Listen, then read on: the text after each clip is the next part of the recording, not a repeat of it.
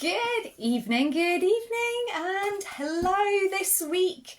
It is Wednesday, it is 5-ish, and it is live at 5. So this week I thought I'd do a little bit of a special live at 5, celebrating World Physiological Birth Week. So some of you who follow me will notice, you will see that there's all sorts of things going on this week to celebrate physiological birth.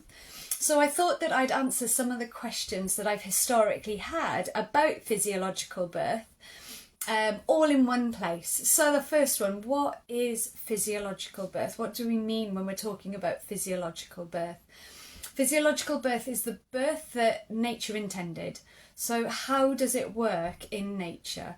So here we think about the hormones that we need for straightforward birth. We think about how the muscles and the physiology of birth are working during labour and birth. And we also think about the environment that we need for those things to happen. So when we're talking about physiological birth, we are talking about vaginal birth, we're talking about straightforward, uncomplicated, unmedicated birth. When we are thinking about how labour and birth works, it's really quite basic. It's going back to more basic ways of thinking about birth. So in essence, we are mammals. And all mammals need certain things during labour and birth. And two of those things are to feel safe and unobserved. Those are things that we all mammals want to feel during labour and birth. And we see it in animals. You know, if you've ever had a cat or a dog or, you know, a pet who is going to give birth, often what we do is we create a little space that we think is really nice for them. So maybe if you've got a cat, you might make a little basket or get a little box and you put a blanket or a cushion or a towel or something in there, and then you put it somewhere nice. But they often don't give birth there. They give birth down the back of the sofa or behind the wardrobe or under the bed, somewhere they feel safe and unobserved. We see it in livestock as well. So if we have a harsh winter, we tend to bring sheep in from the fields. And you know the ewe that's about to give birth because she's tucked away in the furthest corner. And if you happen to go and have a wee break or a tea break while, you know, there's a lambing shed full of ewes, there's a birth explosion while you're gone. They want to feel safe and unobserved. We also see it within wild animals. So animals that, deer for instance, live in herds, but when they're giving birth, they often come away from the herd and they hunker down in the grass. They want to feel safe and unobserved. Now, something that is interesting that we see in those wild animals, if a predator comes on the scene while you're trying to give birth, that's not a good time to give birth. That's a handy little snack for that predator. So we can see something incredible in those situations. What we'll see in that situation is that birth will be put on pause. Labour will be put on pause. And sometimes it can actually reverse until that threat has passed or that mum has got away from that threat. It's an evolutionary safety mechanism. It is, means that we don't give birth when there's a predator around because we wouldn't survive long as a species if that was the case. Now, I am sure that everybody has heard of women who are doing really well at home, everything's going swimmingly, they go to a hospital, and what tends to happen? Things slow down. We have that evolutionary safety mechanism within us as well. If we don't feel perfectly safe, perfectly unobserved, then things can slow down. So that's one of the key things to have in the back of our mind, that we have these mechanisms within ourselves that can slow things down if we are in a position where we don't feel safe or unobserved. So with that in mind, we can then think a little bit about, well, what's happening in our body during a physiological birth? So during our labour and our pregnancy, our bodies are getting ready for labour and birth. But when our labours actually start, we have a pair of muscles that are working. Now, in our bodies, our muscles generally work in pairs. So I've got my bicep here and I've got my tricep here. And when I want to move my arm, those work really nicely together. When one engages, so my bicep is going to engage, my tricep releases, and my arm moves this way. And then to move my arm the other way, these ones are now going to engage and these ones are going to release. Beautiful mechanism. And they work really nicely together. And my uterus is the same. I have a pair of muscles. First of all, I've got an inner layer of muscles, which are round muscles that circle around the uterus. And then I've got a long set of muscles as well. So the outer layer of muscles are on the outside and they run vertically down the uterus. Now, the first thing that happens when we go into labour is that those round muscles start relaxing. And then those long muscles are able to draw upwards, and they draw upwards against those round muscles to start moving them upwards. And that's what's happening during a physiological birth. And just as a demonstration of that, I've got a little prop back here. So I've got my little teddy bear in there. So if that's my uterus, if we imagine that those round muscles are circling all the way around the uterus that way. This is my cervix down here, which is held nice and tightly together during pregnancy, so the baby keeps, stays in. Now, the first thing that happens, if we've got those long muscles, the long muscles start drawing upwards. And these are nice and relaxed now during labour. So those long muscles are drawing upwards. And each time we have a contraction, or what we tend to call a surge within hypnobirthing, is those long muscles drawing upwards against the round, relaxed muscles. And as you can see, as that's happening, this area is shortening. We start to see the head of the baby. And you can see that these muscles now are bunched up behind the baby, and what they do is when we've got enough room for our baby to be moving down and out, they actually sort of squeeze our baby down and out so that our baby can be born. So that's sort of a whistle-stop tour of what is happening in those muscles in a physiological birth. Now, when you realise that it's really quite straightforward, most parents then start scratching their heads and thinking, well, if it's so straightforward, why does it hurt? Why does it take so long? Because that's what we hear, labour is long and painful. And that's what most of us have grown up to believe and to expect. So to understand that side of things, we really need to understand our central nervous system. Now, central nervous system has got two settings. The first one that I want to consider is the sympathetic nervous system. So the sympathetic nervous system is sometimes called the fight or flight. Now, many people have heard of fight or flight. And again, it's an evolutionary safety mechanism. So in the days where we were hunter-gatherers, we'd be out hunting and gathering. We see a threat. There's a saber-toothed tiger. In the instant that we see that threat, we freeze. And as we freeze, our body releases adrenaline. And that adrenaline makes our heart pump faster. It makes our lungs take in more oxygen, and it diverts that blood and that oxygen to our extremities, to our arms and our legs, so that we can run away from that saber-toothed tiger, or if we need to, fight it. Fight or flight.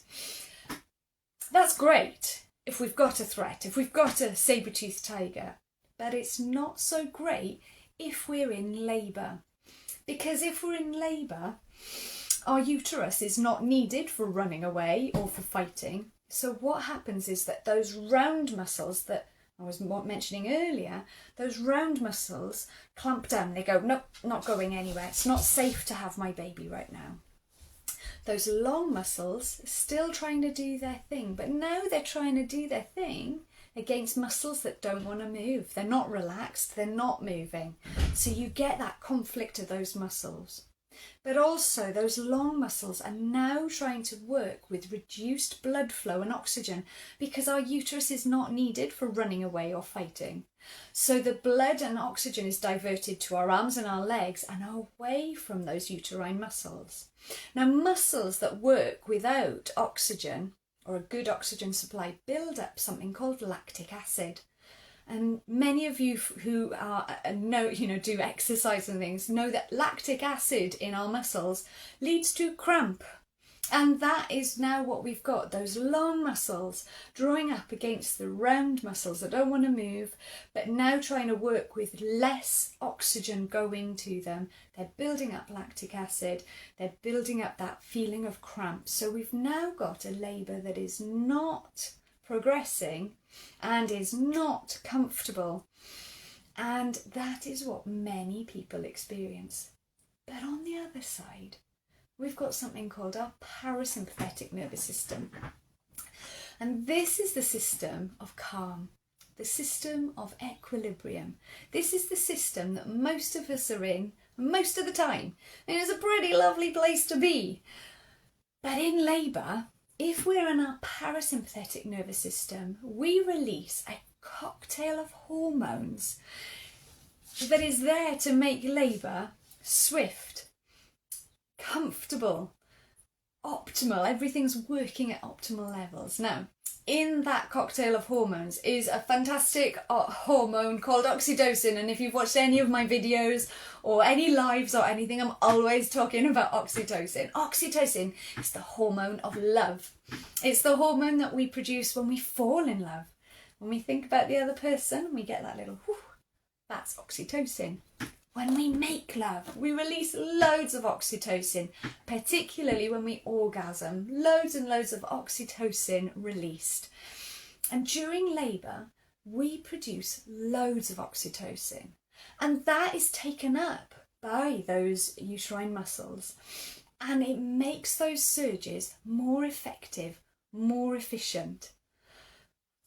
Not only that, it's released in our brain as a neurotransmitter. So yes, it's released into our blood, that's taken up by those muscles. It makes each surge or contraction more effective, more efficient.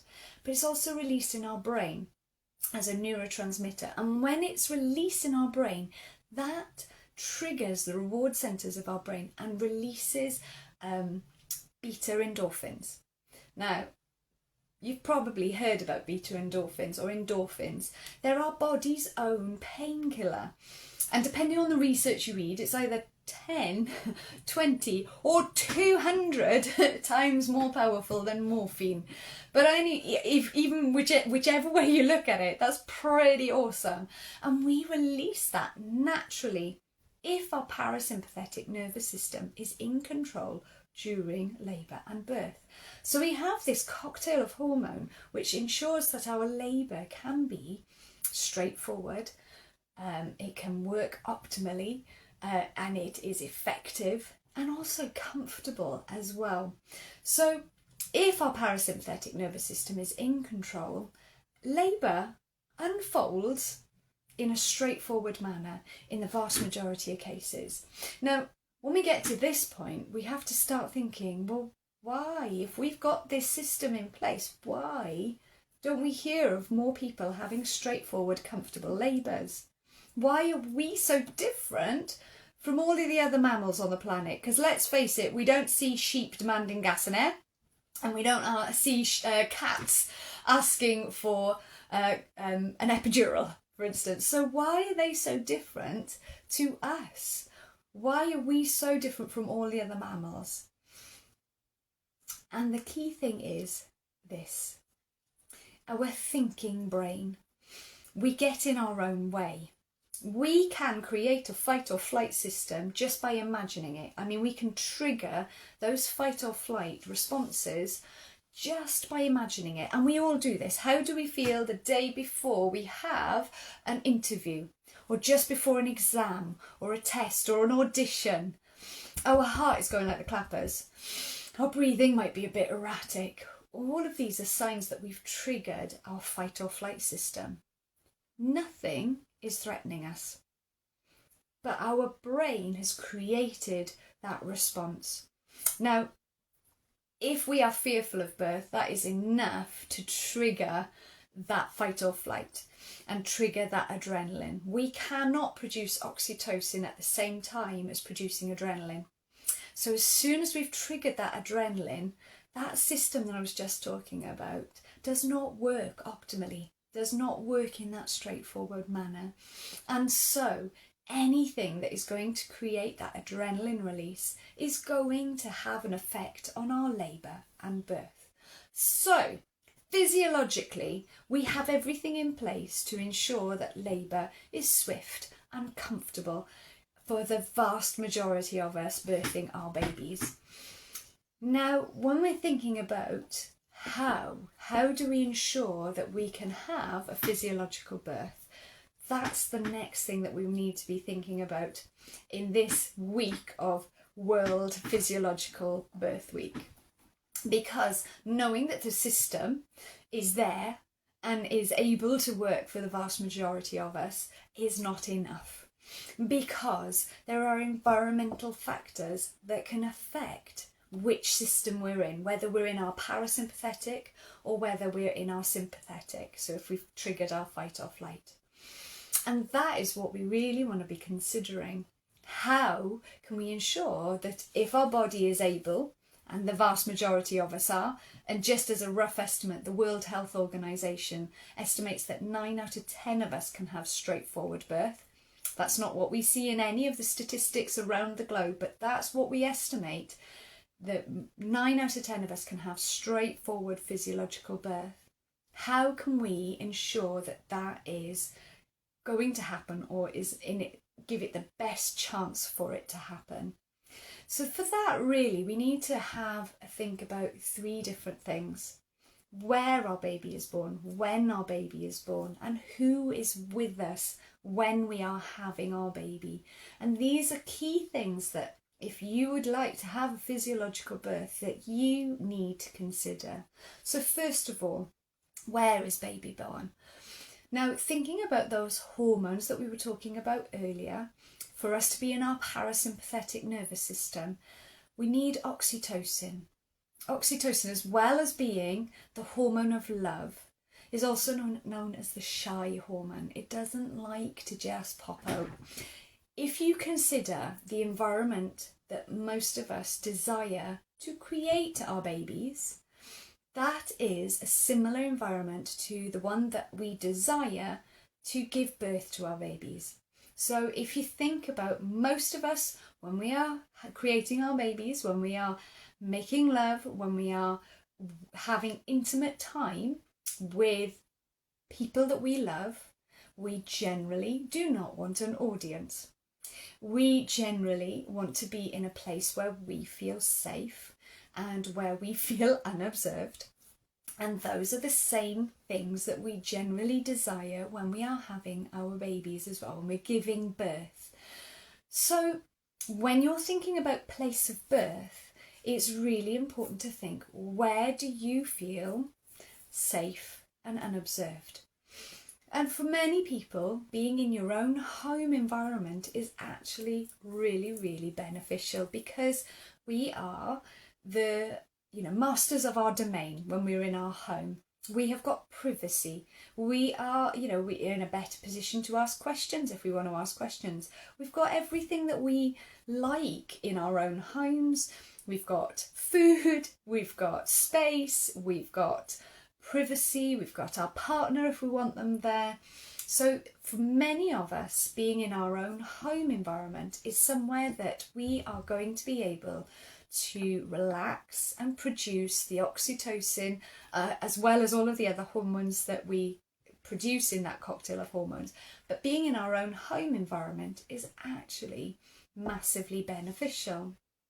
Now, sometimes people have very clear ideas of what they think home birth is about, and many people have many misconceptions about home birth.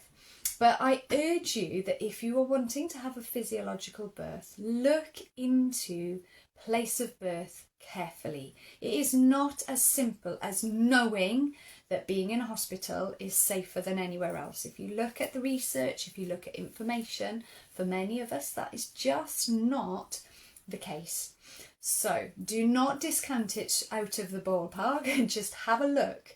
I'm not saying that home birth is right for everybody, but what I am saying is that there are a lot of assumptions about place of birth. And actually, if you've watched any of my other videos, chances are you'll be very familiar with the idea of benefits and risks. When you're thinking about place of birth, think about your benefits and risks of being at home, real ones, not just, everybody knows, or what you saw on telly, or what your neighbours, sisters, cousins, auntie said. Have a look at the benefits and risks of being in your home and your benefits and risks of being in a hospital. And that's something that very few people consider. Looking at things like risk of infection, looking at iatrogenic risks. I'm not going to go into any detail about this today because I have done another video about home birth. So go and have a look at that one if you want more information. But if you're thinking about having a physiological birth, have a think about your benefits and risks of being at home, your benefits and risks of being in a hospital, and then you could have a look at a third option as well. So if you've got a midwife-led unit in your area, benefits and risks of being in that environment. But where you give birth is a really important thing to think about in terms of those hormones and how your birth will unfold. The pressures on you that can come from different places as well, and thinking about what is going to facilitate or give you the environment to birth your baby in a straightforward manner as possible. Thinking about those hormones, thinking about all of those different muscles and what we talked about with the physiology of birth. So the next thing is when your baby is born. And again, I've got more videos about time of birth, induction of labour, the benefits of waiting for birth to happen spontaneously. But these are things that you would want to consider. If you are planning on having a physiological birth, and again, just to reiterate, the World Health Organization says 9 out of 10 of us can have a straightforward birth, or it's likely that 9 out of 10 of us can have a straightforward birth. Thinking about when your baby is born, what are you going to do? Are you going to wait for labour to start spontaneously? Are you going to take medical steps to initiate your birth? Now, I've mentioned this book in a number of different videos, but I'm just going to bring it out to you very quickly. If you are considering a physiological birth, and a lot of you can, have a look at this book because it is a beautiful book talking about the benefits of waiting for spontaneous labour to happen. It also looks at a couple of reasons, some reasons why induction of labour might be a good idea, but it starts out with looking at the benefits of waiting in terms of your well-being and your baby's well-being as well. So thinking about when your baby is born is the next consideration. The third consideration when you're thinking about physiological birth is who is with you when you are giving birth. And this again is a really important thing to consider during your pregnancy. If you are planning a physiological birth, you want to carefully consider who you invite into your birthing space. Now, you might have a birthing partner that you really want to have with you, and that could be your romantic partner, it could be a family member or a friend, it could be your doula. Whoever it is, you need to make sure that they're on the same page as you and that they are going to advocate for you if necessary during labour and birth. So communication is a really important tool during your pregnancy so that during your labour and birth you don't have to be thinking, because that can stimulate the neocortex and that can release adrenaline and interrupt that physiological pathway that we were talking about earlier. So thinking carefully about who you invite into that space. If there is somebody who is not quite on your page, that can interrupt your labour as well. So communication is very, very important. Thinking about your caregivers, if you choose to have medical attendants with you at your birth, are they on the same page as you? Are they communicative? I can't always say the word. I can't communicate the word communication. Are they on the same page as you? Are they familiar with physiological birth? True physiological birth, undisturbed birth. Are they respectful of physiological birth? Are they there just in case and able to use their skills if necessary, rather than being there with a tick list? So thinking carefully about who you invite into your birth space is a really important consideration when you're thinking about physiological birth. If you are choosing to birth without birth attendants, then making sure that you've educated yourself. And this really is where everything comes together. Knowledge is power. Education is useful. So looking at the resources that are available around you. We've got Sam Gadsden, who's got an amazing set of resources. If you go to Facebook or Instagram and have a look at Sam Gadsden, if you're thinking about birthing without attendants, she's got great free birth resources, home birth resources as well. So that's a great place to go. But also looking at educating yourself. Birth prep is really invaluable because you don't know what you don't know. So finding a course that is going to give you lots of information, not information of telling you what you should or shouldn't do, but giving you information so that you can make choices that are right for you. So looking out for KGH courses, see if you've got a practitioner near you. Looking at resources, like we said with Sarah Wickham, go and check Sarah Wickham out because she's got loads of awesome information on her website and in her socials. Looking for somebody that you are going to have a good connection with, who's going to be able to support you in the choices that you are making. So those are the key things when we're thinking about physiological birth. Again, celebrating World Physiological Birth Week, looking at who's with you when you're giving birth, where you're planning to give birth, thinking about when your baby is going to be born, and that education, that seeking out knowledge. So I think that pretty much brings us to the end of this session for today. Looking at what physiological birth is, so you've got a better understanding of that, but also then how can we have a physiological birth, and thinking about those key pointers. I've got lots of other videos, so if you want more information about any of these things, go and check out my other videos. Lots and lots of links and information that is around as well. So go and seek out the information that's going to help you make choices that are right for you. So thank you very much for coming and joining me this week. It's lovely to see lots of familiar faces and have little waves. Thank you very much. If you fancy learning more about physiology of birth, then feel free to come and have a look at my courses. I've got lots of online courses that have been listed at the moment. So I think I've got my dates up till next June. If you are in South Wales and you fancy doing a face-to-face course, I'm actually looking at running my first face-to-face in November, going into December.